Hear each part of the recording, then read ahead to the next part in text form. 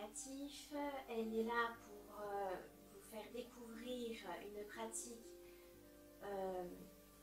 holistique, mais attention, elle ne remplace en aucun cas la médecine traditionnelle.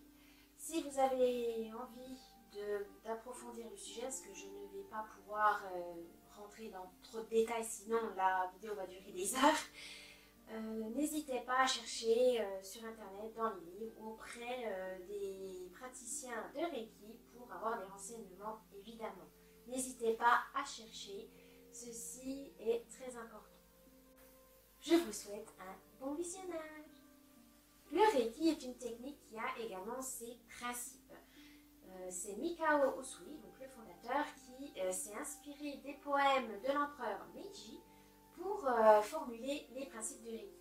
Alors ils sont là pour se motiver, pour enlever ses mauvaises habitudes, pour devenir responsable de ses actes et d'assumer les conséquences, de contribuer à prendre soin de nous-mêmes, des autres et de son environnement et de notre environnement.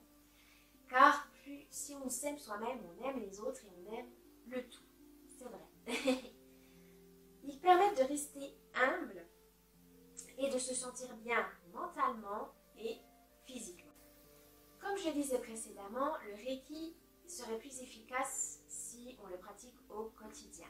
Ces principes, si on les récite tous les jours, ça va vraiment s'imprégner en nous, ça va s'ancrer en nous, ça va nous aider à affronter la dureté de la vie. Et ils permettent donc d'approfondir nos connaissances sur le Reiki. Suivant notre routine, notre travail, nos soucis, nos petits bobos du quotidien, on a tendance à ne pas profiter de l'instant présent car notre esprit est toujours dans l'anticipation, il est toujours dans la vision du futur. On se projette tout le temps dans l'après et alors on ne profite pas du maintenant. Ce qui peut créer un déséquilibre, une angoisse, du stress, de l'anxiété, car on est complètement déconnecté de la réalité quelque part parce que on fait toujours pour ce soir, pour demain, pour l'année prochaine, etc. Donc on a, comme on dirait, une déconnexion voilà, de la vie. On a une déconnexion avec la nature, on a une déconnexion avec nos proches parce qu'on ne les écoute plus, on ne prend plus le temps. Voilà, le temps, on a l'impression que le temps nous échappe. Et le Reiki est là justement pour vous rappeler, stop, pose-toi 2 minutes, profite de l'instant présent, car au final la vie est très courte et si on fait que de courir, eh ben, on passe à côté de beaucoup de choses. Les principes du Reiki nous rappellent que l'instant présent est très important, voire essentiel pour la pratique du Reiki, mais aussi pour tous les aspects de notre vie. C'est pour ça que ces principes commencent toujours par les mots « rien qu'aujourd'hui » ou « juste pour aujourd'hui ». Vraiment, c'est pour nous fixer dans le temps en se disant « c'est bon, je me pose 2 minutes, 5 minutes, 1 heure pour moi, pour prendre soin de moi ». Ça correspond à l'ici et maintenant, c'est-à-dire que ça nous permet de ne pas ressasser le passé et ni de se projeter dans le futur. Là, ça nous force à nous dire « attendez, alors là, je me pose, donc maintenant, qu'est-ce que je fais ? Qu'est-ce que je ressens ? Où je vais ?» Non, là, il faut dire « qu'est-ce que je fais ? Qu'est-ce que je ressens ?» C'est vraiment qu'est-ce que je pense, etc. Mais les pensées du passé et du futur doivent être mises de côté le temps du soin. Si vous n'arrivez pas à vous concentrer sur vos pensées qui puissent vous amener sur l'instant présent, vous avez des exercices de respiration. La sophrologie est très efficace pour ça, ainsi que la méditation. Ça vous permet de visualiser des images, etc., mais sur l'instant présent. C'est très important et comme ça, ça vous aidera à intégrer ces principes du Reiki et aussi à laisser le Reiki faire son travail. C'est vraiment important de laisser les ressentis, nos ressentis venir. Voilà. On met les pensées de côté, mais on laisse son corps s'exprimer. On est à l'écoute de son corps pour voir où est le problème, où est la douleur et où il faut-il travailler justement pour apaiser, pour soulager, etc. Ces principes de Reiki peuvent être récités à voix haute ou non, c'est selon vous, c'est comme vous voulez. Ça peut vous être des petits mémos, voilà, si vous en avez besoin, n'hésitez pas à y penser, ça vous remettra dans l'instant présent tout de suite. On peut dire que ces principes peuvent agir comme des petits mots de motivation, des prières, des mantras. Si vous les récitez solliciter assez souvent. N'hésitez pas à le faire tous les jours ou faites-le quand vous en avez vraiment besoin. Mais c'est vrai que c'est plus efficace et on les comprend mieux quand on le dit au quotidien, évidemment. C'est une pratique qui peut être, voilà, qui peut durer toute sa vie, donc n'hésitez pas. Plus on les assimile, plus on comprend l'importance de ces mots. Mais je vais vous dire donc ces 5 principes depuis le temps. Donc je vais enfin vous les dire. Donc les 5 principes du Reiki, c'est 1. Juste pour aujourd'hui, ne te mets pas en colère. Juste pour aujourd'hui, ne te fais pas de soucis. Juste pour aujourd'hui, montre de la gratitude à tes parents, tes enseignants et tes aînés. Juste pour aujourd'hui, vis honnêtement. Juste pour aujourd'hui, respecte, sois bienveillant envers tout ce qui vit. Simple et en même temps compliqué, mais c'est pour ça que nous allons voir un par un ces principes pour mieux les comprendre et peut-être que ça vous aidera à régler des petits problèmes de votre vie, à vous ouvrir aux autres, à prendre du recul sur certaines situations. Ça peut vraiment vous aider. Donc, c'est parti. Le premier principe, donc, c'est juste pour aujourd'hui, ne te mets pas en colère. La colère est l'émotion, je dirais, la plus incontrôlable. Voilà, c'est la plus impulsive, c'est la plus destructrice, malheureusement, si elle n'est pas maîtrisée. Donc, le premier principe du Reiki veut nous dire qu'il faut prendre du recul, qu'il faut comprendre d'où vient cette colère. Pourquoi je suis en colère? Qu'est-ce qui a déclenché cette colère? Est-ce que je suis gênée, humiliée? Est-ce que c'est quelque chose qui m'a fait mal? Quelqu'un m'a fait mal? Voilà, c'est vraiment chercher la cause de cette colère. Car elle peut nous ronger, elle peut nous rendre malades sur le long terme. Donc il faut faire attention. Et si on l'extériorise trop vite, eh ben, on peut blesser nos proches ou même nous-mêmes. Hein, parce que voilà, on est parti trop vite sans réfléchir vraiment aux conséquences. Réfléchir sur la cause de la colère, ça va amener de l'apaisement et surtout peut-être même un déclic en disant bah oui, c'est stupide, je suis en colère pour des idioties, non franchement non, ça ne mérite pas de durer pendant des heures, voilà. Ça vous permet de vous dissocier en fait de votre colère, de vous dire non, celle-là ça ne m'appartient pas, ou si, mais pourquoi. Donc c'est vraiment un questionnement sur vous-même, c'est de l'introspection. Et ça peut vous aider par la suite à réagir différemment suivant des situations où vous vous serez mis en colère tout de suite. Mais par la suite, à force de vous poser ces questions, ça va vous aider à éviter des situations bien embarrassantes si jamais voilà, la colère est mal maîtrisée. Toutefois, la colère est vraiment une force pour se rebeller, pour avancer dans la vie. Ça peut être un bon moteur, mais il faut qu'elle soit canalisée. Donc du coup, comme on dit, une colère dite froide, c'est-à-dire une colère que vous avez intériorisée d'abord, que vous avez réfléchi, comme j'ai dit précédemment, donc pourquoi, comment elle est venue, etc. Une fois que vous avez compris l'objectif de cette colère, vous pourrez ensuite utiliser cette énergie pour avancer dans la vie. Voilà, vous étiez en colère par exemple au travail, il y a une injustice, etc. Ça vous met dans une colère noire, mais vous la conservez, vous la canalisez, vous l'étudiez, vous l'analysez. Et une fois que vous avez compris pourquoi elle était là et au final elle n'a pas lieu d'être, mais vous avez cette force, cette énergie de la colère que vous pouvez ensuite mettre dans, par exemple, s'il y a une injustice, vous essayez de réparer cette erreur en encourageant votre collègue, voilà, il s'est fait disputer, vous l'encouragez. Vous avez peut-être un projet qui était bloqué, trouvez une autre perspective, c'est peut-être pas le bon angle à avoir pour ce projet, etc. C'est vraiment très très puissant quand cette colère est canalisée. Mais pour la bonne cause du coup, pas de violence. Si vous avez vraiment besoin d'extérioriser cette colère pour pouvoir la libérer complètement de votre corps, devant vous, vous avez plusieurs moyens. Isolez-vous dans un endroit calme et surtout en sécurité pour créer un bon coup, comme dans les bois, dans les champs, où vous voulez, dans votre voiture, etc. Sinon, autre moyen, vous pouvez hurler dans un coussin, frapper le coussin aussi, ou vous pouvez faire du sport pour vous défouler autrement, voilà, en courant comme un dératé, en boxant, en marchant, en méditant aussi. Voilà, il y en a certains qui arrivent, voilà, ils ont besoin de méditer pour retrouver le calme. Vous pouvez vous promener, vous pouvez écouter de la musique, de la bonne musique genre métal pour vous défouler. Ou au contraire une musique apaisante pour pouvoir voilà, calmer votre colère. Il y a vraiment tous les moyens. Faire une activité de loisir créatif aussi, créer quelque chose, sculpter, dessiner, peindre, ça peut aussi vous aider à extérioriser cette colère d'une manière saine et positive. Surtout ne vous défoulez pas sur vos proches, sur des êtres vivants ou des animaux, etc. C'est vraiment pas sain. Du coup, le Reiki vous permet d'apprendre à maîtriser cette colère, à comprendre d'où vient cette colère. Et petit à petit, cette colère n'aura plus de raison d'être, car vous l'aurez travaillée, vous l'aurez digérée.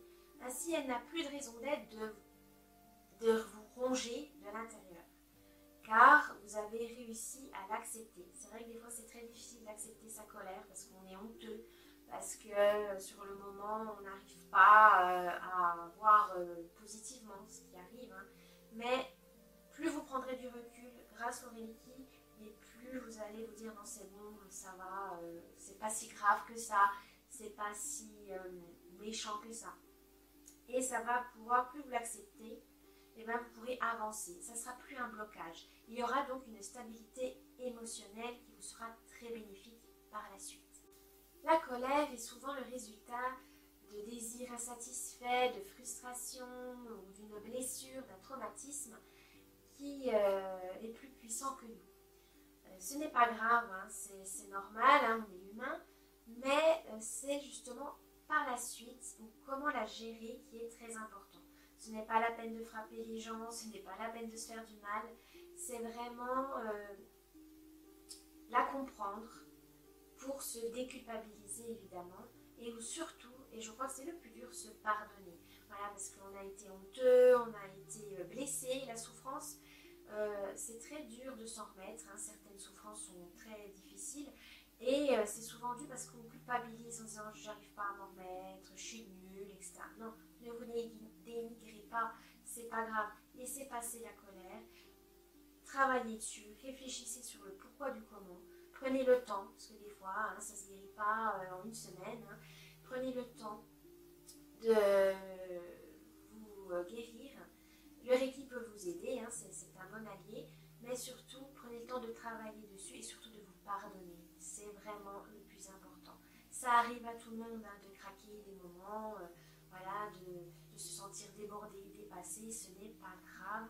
On a toujours besoin d'être vulnérable, c'est normal d'être fragile, mais c'est pour mieux rebondir par la suite parce qu'on en tire des leçons. Surtout tirer des leçons positives et ceci va vous aider. Maintenant, nous allons passer au deuxième principe du Reiki qui est juste pour aujourd'hui, ne te fais pas de soucis.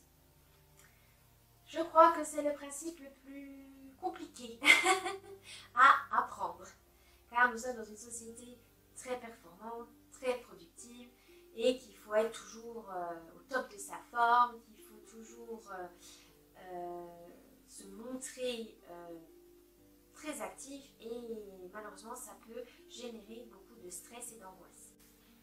Les soucis, les problèmes, c'est vraiment très énergivore. Hein. Malheureusement, on en a plein la tête et on se sent très fatigué. Car on confond souvent les mots se préoccuper et s'occuper.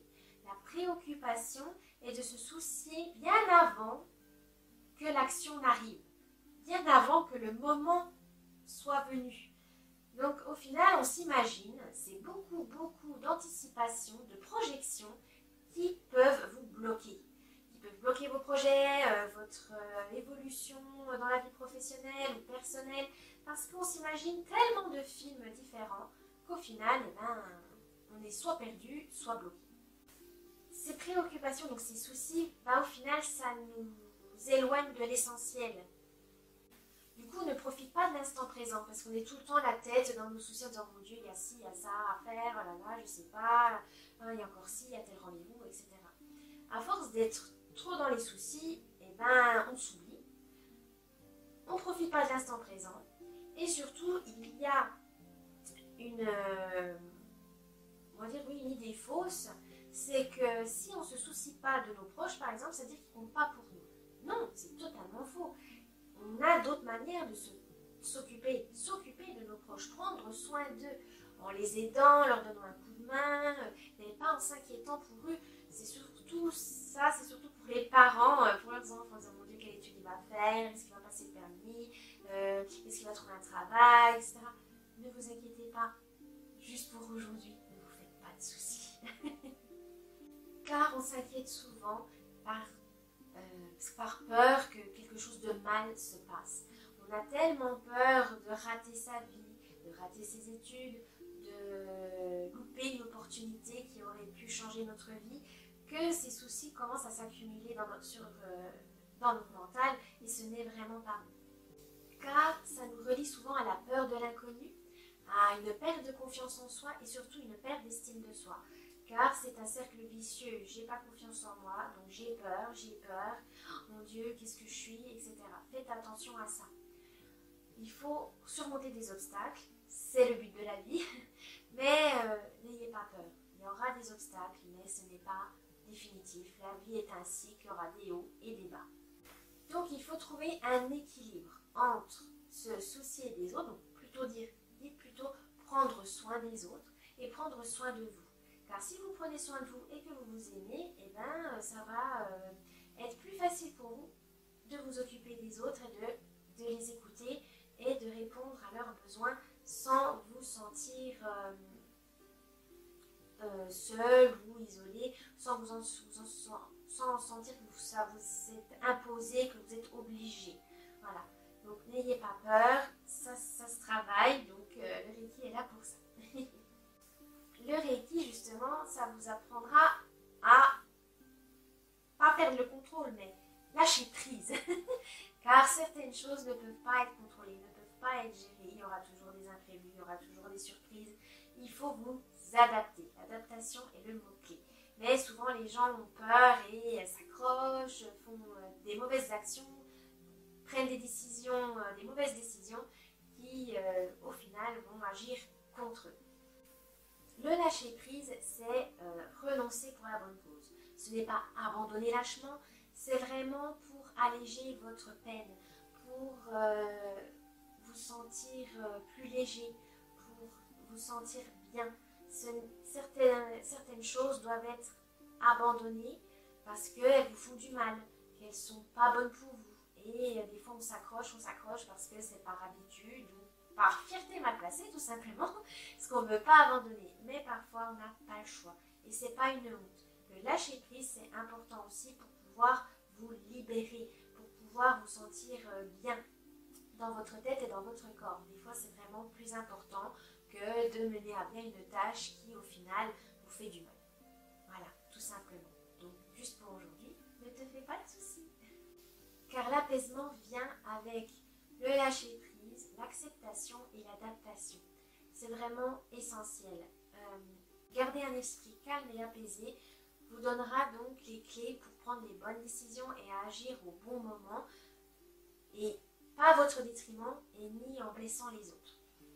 Car au final, tout problème a sa solution. Il faut relativiser.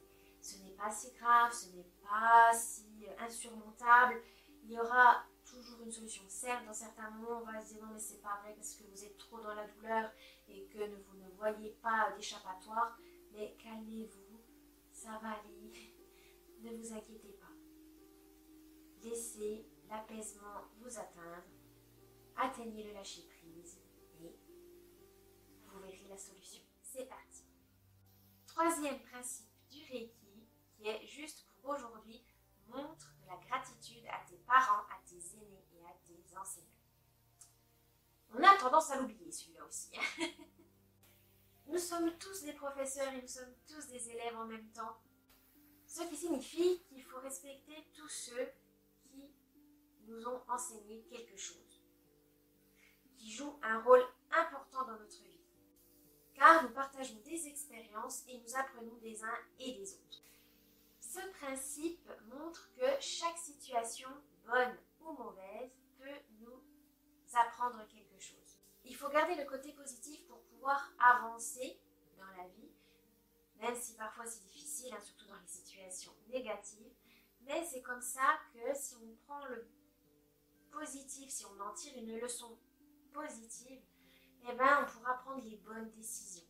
Malheureusement, dans la vie, on n'est pas toujours comme ça, mais il faut garder le côté positif pour pouvoir avancer dans le bon sens. Ça peut paraître difficile, mais c'est pas impossible.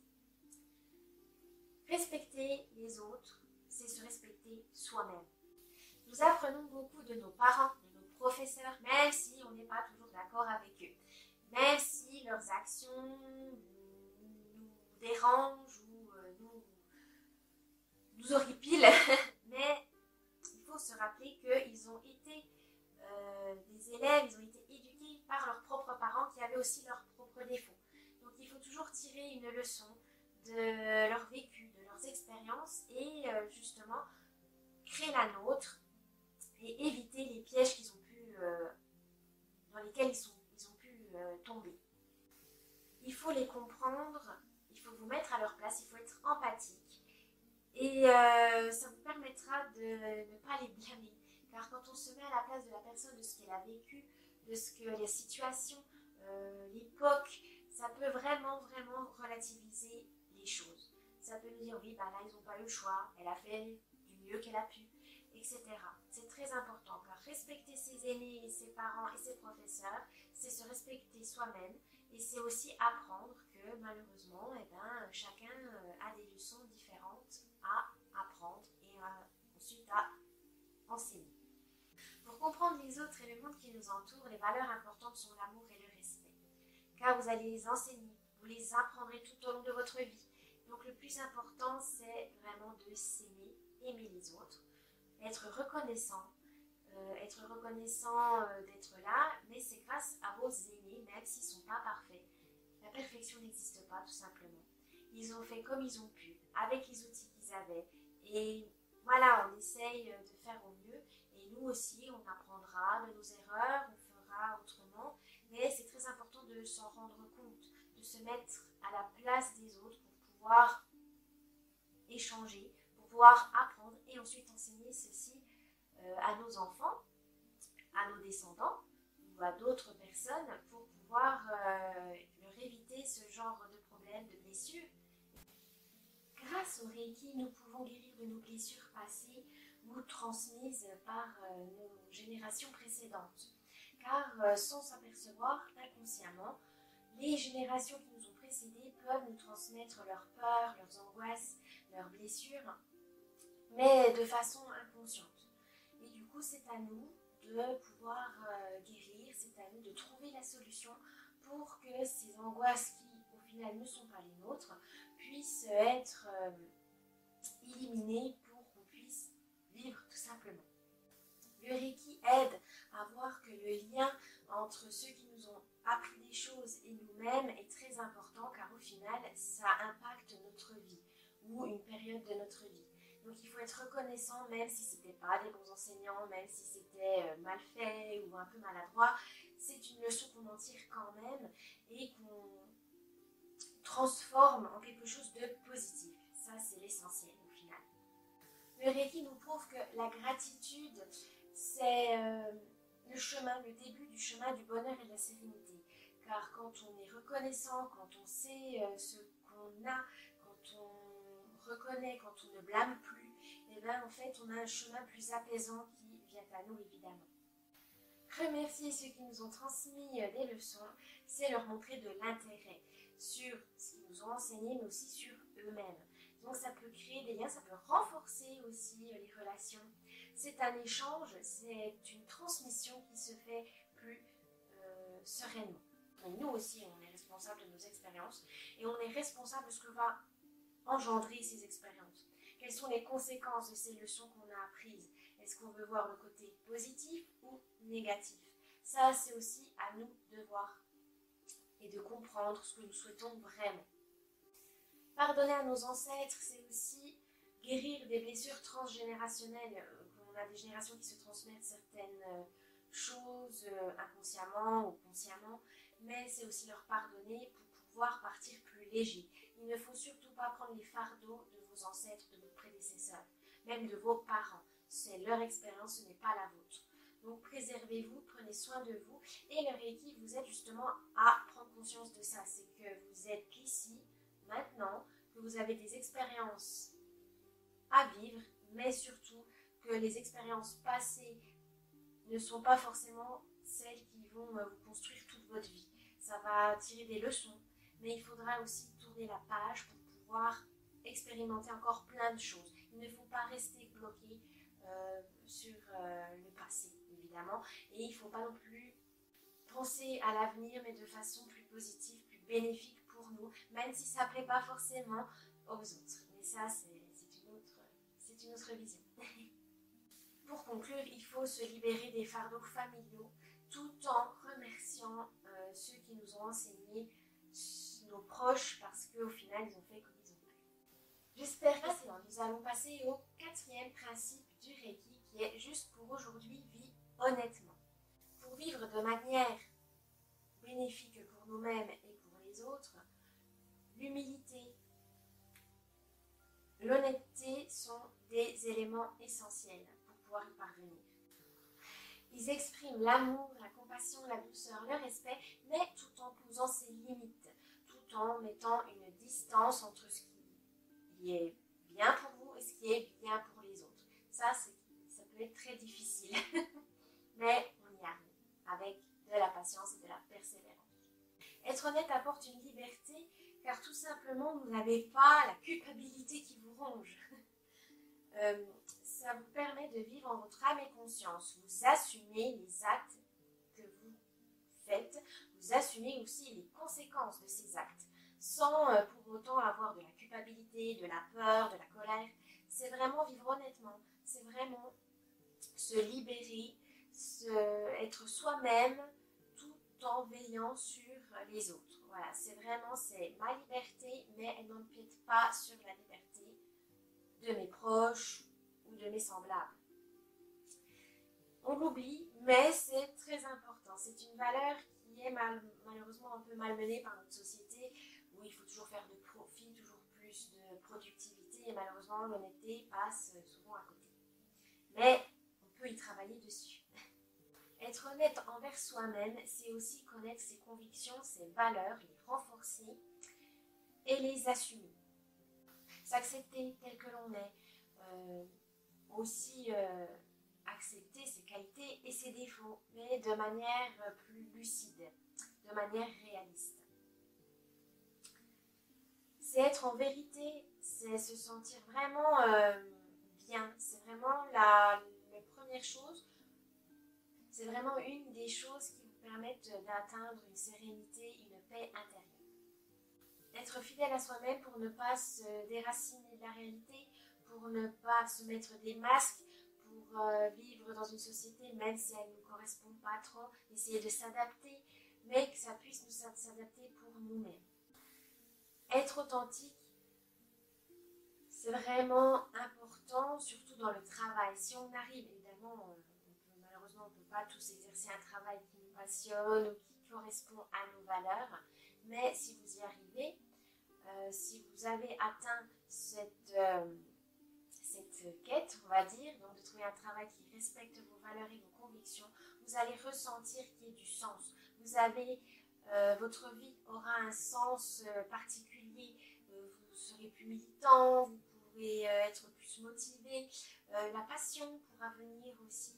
Donc c'est vrai qu'être authentique, c'est vraiment quelque chose de puissant. C'est quelque chose qui vous soulève, qui vous fait déplacer des montagnes car vous adorez ça. Honorer son travail est un moyen de gagner de l'estime de soi. Et ça, c'est très, très important pour pouvoir renforcer sa confiance en soi et peut-être même trouver des moyens pour que ce travail soit moins douloureux, soit moins pénible pour vous. Et le Reiki vous aide justement à voir cette évolution, à voir comment vous pouvez tirer d'une situation négative en situation positive. Surtout au travail, savoir que même si vous ne l'aimez pas, si ce n'était pas votre travail voilà, de rêve, ce n'est pas grave, vous pouvez toujours en tirer un bénéfice. Vous pouvez toujours voir les choses différemment, qui puissent vous donner une meilleure manière de vivre, une vie plus enrichissante, peut-être un travail voilà, qui vous plaira plus.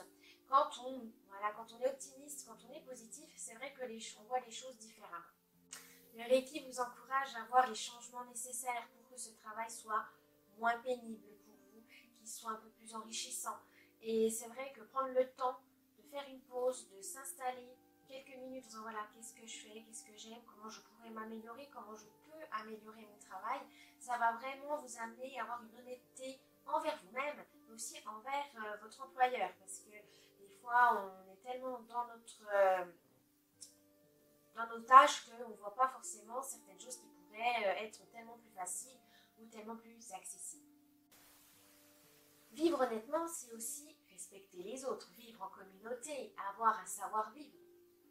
Mais aussi, c'est se faire respecter, ne pas faire toujours plaisir aux autres, ne pas se mettre un masque pour ne pas se montrer vraiment, pour pouvoir se protéger des mauvaises personnes ou pour correspondre à une image, à un idéal que les autres voient de vous. Ça, ce n'est vraiment pas bon. Vivre honnêtement, c'est vraiment être authentique, se montrer tel que l'on est, sans blesser les autres évidemment, sans blesser vous-même, car vous serez plus serein et les autres le verront. Vous rayonnerez et ça, c'est vraiment magique.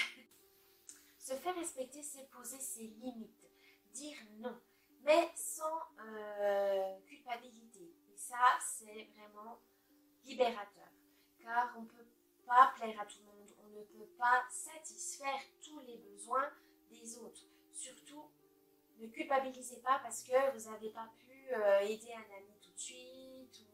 On ne peut pas satisfaire tout le monde, on ne peut pas plaire à tout le monde. Même si on a toujours cette envie de plaire parce qu'on a vraiment peur d'être rejeté, on a peur de l'abandon, mais ne vous inquiétez pas, justement, être honnête, ça vous permet de faire le tri, voilà, de voir les bonnes personnes qui resteront vers vous et les mauvaises personnes qui s'écarteront de votre chemin parce que voilà, vous avez posé vos limites, ça ne vous plaît pas. C'est aussi très révélateur des relations, ça fait le tri et des fois ça peut nous paraître douloureux, mais au final, sur le long terme, c'est très bénéfique pour vous car vous aurez un esprit plus clair et vous aurez des relations vraiment plus sincères, tout simplement. J'espère que c'est au 5e principe du Reiki.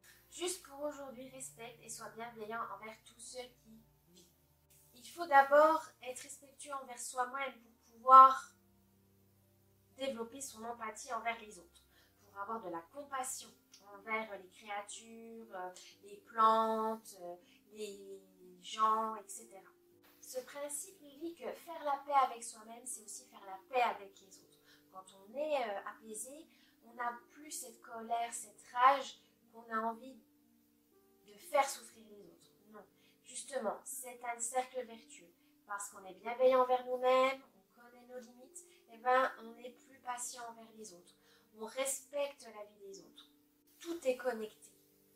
Les humains, les animaux, les plantes, la terre en général, on est tous sur la même planète, donc forcément on est tous connectés. Et chaque acte a ses conséquences. Donc il faut bien faire attention, il faut veiller sur notre environnement et les êtres vivants. Plus on est bienveillant, plus on voit la beauté aussi des choses. On a envie de les préserver, on a envie de les protéger. On voit les merveilles de la vie, de la nature, et ça c'est vraiment magique. Il faut penser à l'impact que nous avons.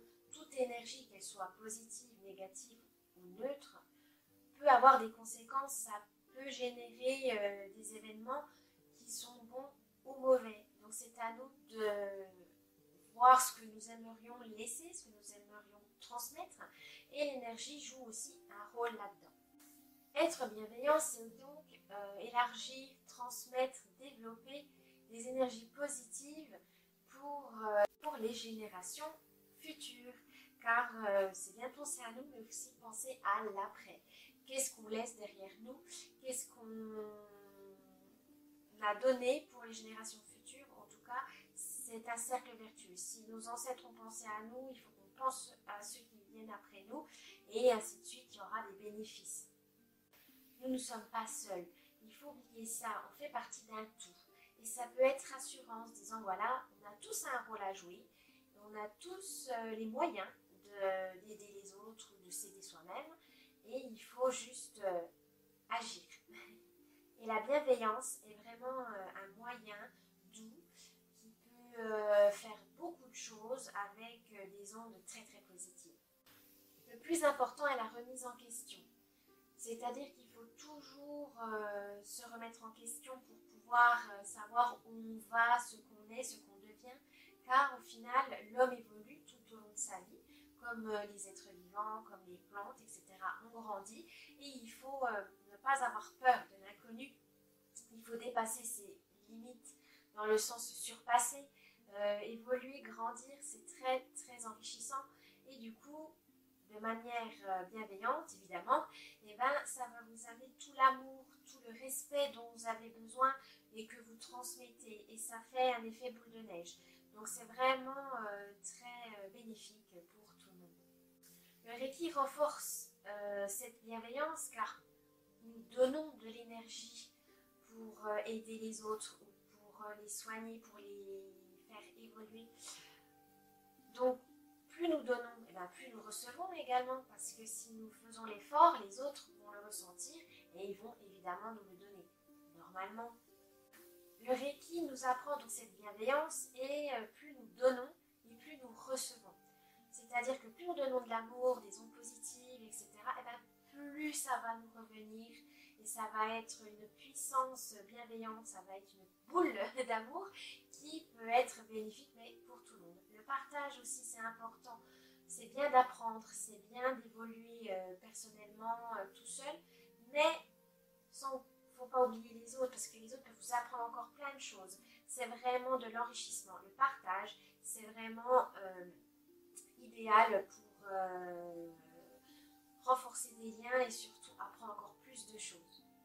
J'espère que cette vidéo vous a plu. N'oubliez pas le petit pouce bleu, la cloche et de vous abonner. Si vous avez trouvé encore quelque chose à ajouter, n'hésitez pas à faire un petit commentaire. Et je vous dis à la prochaine. Bye bye.